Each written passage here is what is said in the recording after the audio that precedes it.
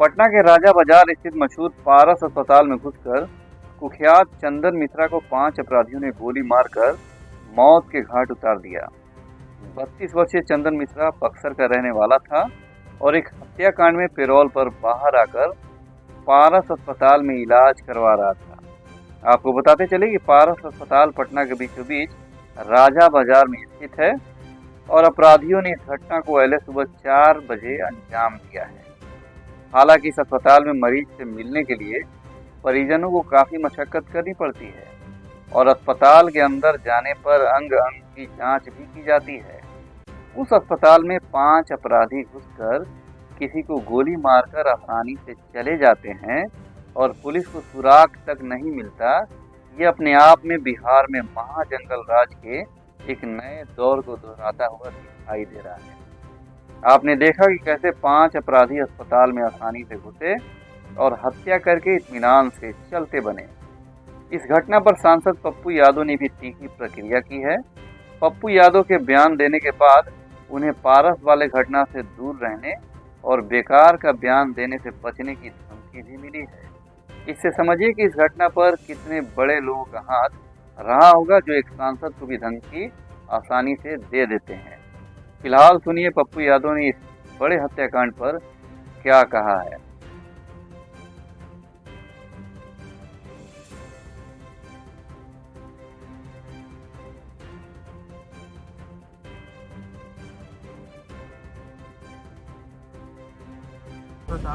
उप मुख्यमंत्री का फोन चला गया।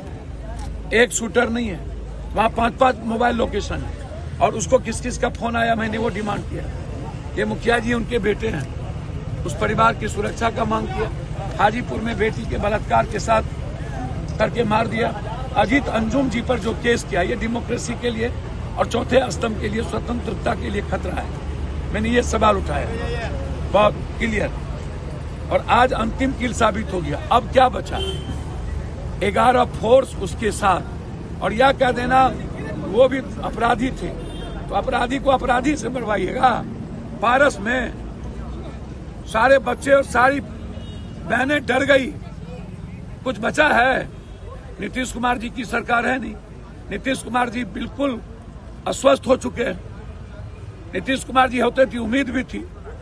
अब पदाधिकारी और नीतीश कुमार जी का जो शैडो है बीजेपी के साथ और बीजेपी की सरकार चल रही है। पूरा अपराधी को नंगा आजादी दे दी गई। बिहार के 13 करोड़ लोग सुरक्षित नहीं है। इसीलिए हम अजीत अंजुम जी और रमाकांत जी की सीबीआई इंक्वायरी, खेमका जी का मर्डर सीबीआई इंक्वायरी, 9 के बाद पारस की अंतिम कील साबित हो गई कि अब कोई बिहार में सुरक्षित नहीं। इसलिए राष्ट्रपति शासन और अस्पताल प्रशासन को कह रहे हैं कि उसकी जिम्मेदारी थी कैसे मरीज को रखना है, क्या ये देखना चाहिए? हद हो गया।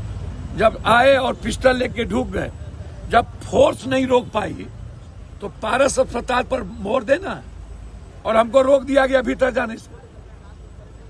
हमको तो डर लगता है अब हमको भी न मरवा दे लो। 125 यूनिट बिजली फ्री दे रहे हैं मुख्यमंत्री। अब भैया जब आदमी नहीं बचेगा, और चुनाव में उसके पहले भी ढेर चीज फ्री दिए थे। चुनाव घोषणा पहले ही अमित भाई कह चुके हैं जुमला होता है। ये सब जुमला है। बिहार का 13 करोड़ को जब मरवाइए दीजिएगा और सब पलायन कर जाएगा बिहार से, कि ये 125 यूनिट किसको देंगे?